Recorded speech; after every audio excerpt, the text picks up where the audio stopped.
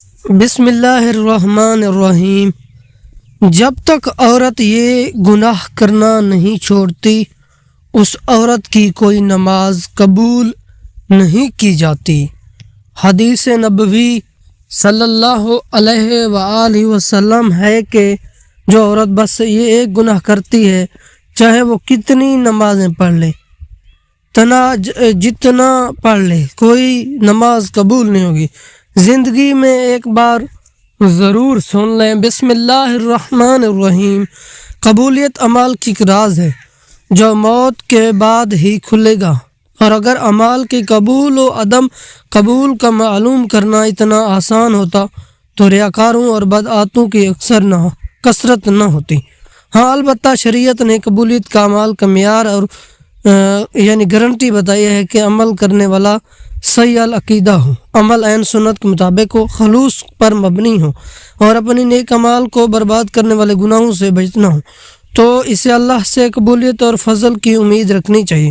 نیکیاں قبول یا مسترد ہونے کی علامات اور ہدایت کے عنوان پر ارشاد فرمایا کہ جس میں انہوں نے سعادت حج پانے والوں کو مد نظر رکھنے ہوئے کہا کہ کائنات کی تخلیق کا مقصد اللہ کی عبادت ہے اور عبادت کی قبولیت کے لیے جد و جہد بہت ضروری ہے۔ چنانچہ عدم ایمان کے باعث کافر اور منافق کا کوئی بھی عمل آخرت میں فائدہ نہیں دے گا، البتہ انہیں دنیا میں پورا بدلہ دیا جائے گا۔ عمل کی قبولیت کے لیے اخلاص اور اتباع سنت لازمی امور ہے۔ اخلاص کا مطلب یہ ہے کہ نیکی کا مقصود اور مطلوب صرف رضا الہی ہو، جس کے لیے بنیادی کردار حامل ہے، کیونکہ نیت کی وجہ سے چھوٹا عمل بھی بڑا بن جاتا ہے۔ انہوں نے یہ بھی کہا کہ تقویٰ تسلسل کے ساتھ نیکیاں، نیکی کے لیے دلی رغبت، نیکی پر ثابت قدمی اور انسان اذا کر صحیح سلامت رہنا نیکی قبول ہونے کی علامات میں سے ہے۔ اگر انسان کو عبادت کی حقیقی معرفت مل جائے تو اسے اپنی ساری زندگی کی عبادت بھی بیچ نظر آئیں گے۔ اس لیے تو عظیم ترین عبادت کی بعد بھی استغفار سنت نبوی ہے، اور مومن کبھی بھی اپنے نیکی پر گھمنڈ نہیں کرتا بلکہ اللہ سے قبولیت کا امیدوار رہتا ہے۔ چنانچہ قبولیت کے لیے دعا اور شکر گزاری اپناتا ہے۔ شکر کرنے والا اللہ کی طرف سے قبولیت کا وعدہ ہے۔ دوسری جانب شرک، ریاکاری، نیک خوض، دنیاوی مفادات کو حصول حالت، اعتراض میں موت، دین سے نفرت، اللہ کی آیات اور آخرت میں ملاقات کا انکار، غضب الہی کا مواجب بننے والے اعمال کرنا، منافقت، ہٹ دھرمی اور عناد کی بنیاد سنت سے انتظام، اپنے بات کو نبی کے صلی اللہ علیہ وسلم کی بات پر فوقیت دینا، اپنے پارسائی پر گھمنڈ، نجومی کے پاس جانا، عصر کی نماز ترک کرنا، حقوق العباد تلف کرنا، تنہائی میں گناہ کرنا، غیر شرعی مقصد کے لیے کتا پالنا اور شراب نوشی سے نیکیاں مٹ جاتی ہیں۔ لیکن کچھ ایسے عورتیں ہیں جن کی نمازیں منہ پر ماری جائیں گی، کیونکہ وہ عورتیں نماز تو پڑھتی ہیں اور جب جنت میں جائیں گے کے لیے ان کے لیے صرف نماز پڑھنا کافی نہیں ہے کہ وہ جنت تک انہیں پہنچا دیں، کیونکہ وہ ایسی عورتیں جو نماز خوب پا لیتی ہیں، خوب روزے رکھتی ہیں، ایک روزہ نہیں چھوڑتا، لیکن ان کی نماز کا کوئی فائدہ نہیں، اور ان کی نمازوں کو جہنم کی آگ نہیں بچا سکتی، کیونکہ ایسی نیکیوں کے ساتھ ایسے گناہ کرتی ہیں کہ جو ان کے گناہوں کو جہنم میں لے کر جائیں گے۔ کیونکہ آپ صلی اللہ علیہ وسلم نے ارشاد فرمایا، دو چیزیں اسلام نے ہم کو دی ہیں، پہلی حقوق اللہ، دوسرا ہے حق العباد۔ پہلے اللہ کے حق، بعد میں بندے کے حقوق۔ اللہ کے حقوق میں نماز، روزہ، زکوٰۃ اور حج ہی ہیں کہ بندے کو چاہیے کہ یہ تمام حقوق پورے کریں۔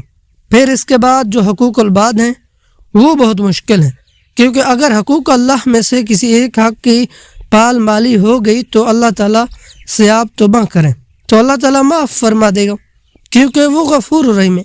لیکن اگر حق العباد یعنی انسان کے حقوق کسی حق مالی میں پامال ہو گئی تو حقوق العباد کی معافی نہیں ہے۔ ناظرین، اب ہم آپ کو ان عورتوں کے بارے میں بتاتے ہیں جن کی نمازیں کوئی بھی نیکی قبول نہیں ہوتی۔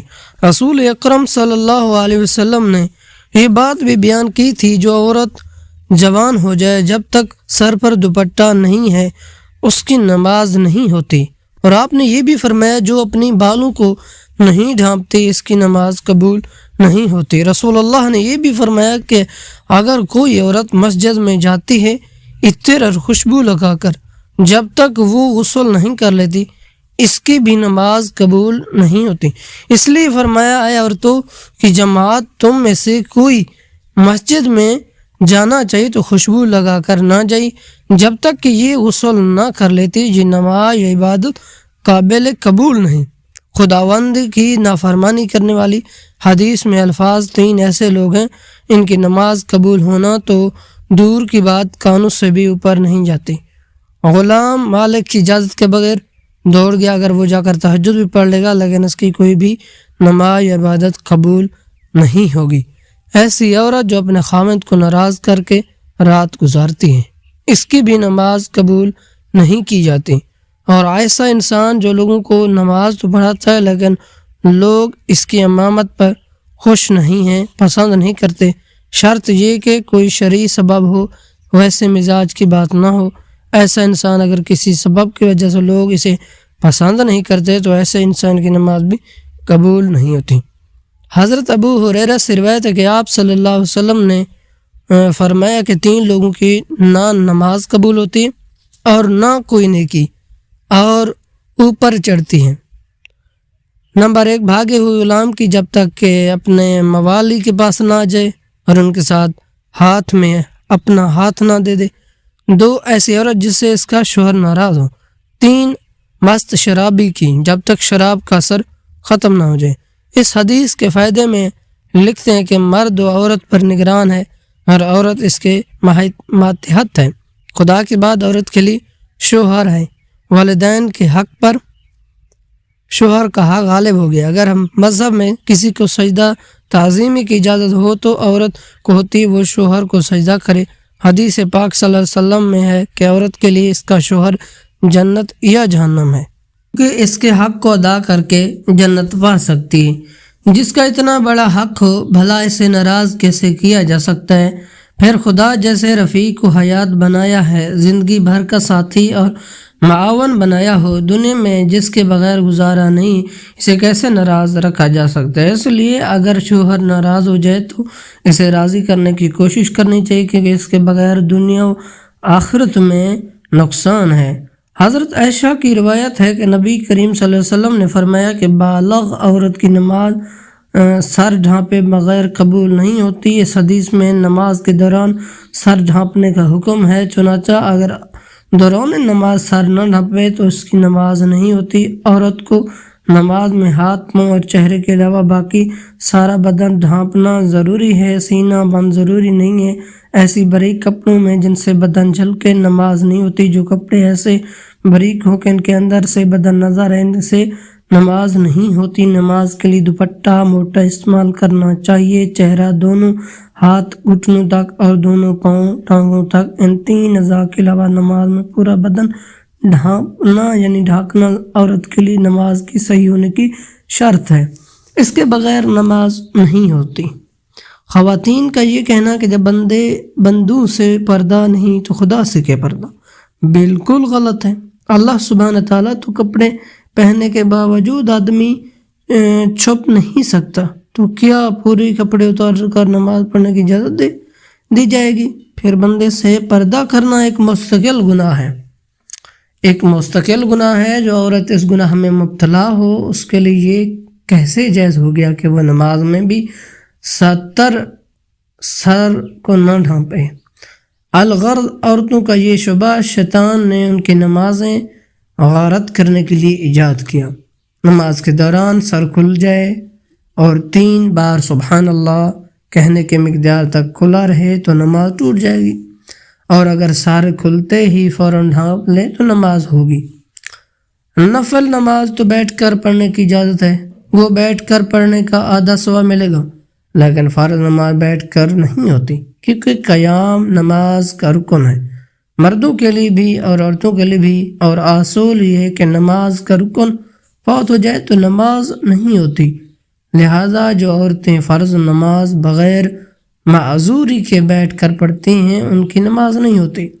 ہاں، جسم کا حصہ طریقے سے ڈھانپا نہیں ضروری شرط ہے، پہنچوں تک ہاتھ کھلے ہوں تو مضحکہ نہیں، سینے پر اوڑھنی ہوئی چاہیے، سجدے میں دوپٹہ نیچے آ جائے تو بھی نماز ہوتی ہے۔ عورتوں کا جمعہ ہو کر اس طرح نفل نماز جماعت کے ادا کرنا بدترین بدعت ہے اور معتد غلطیوں کو مجموع ہے، جس کی وجہ سے وہ سخت گناہگار ہیں۔ اور نیل پالش اور آدھی آستین والی عورتوں کی تو انفرتی نماز بھی نہیں ہوتی۔ فجر کی نماز تو عورتوں کو اول وقت میں پڑھنا افضل ہے اور دوسری نمازیں مسجد کی جماعت کے بعد پڑھنا افضل ہے۔ جو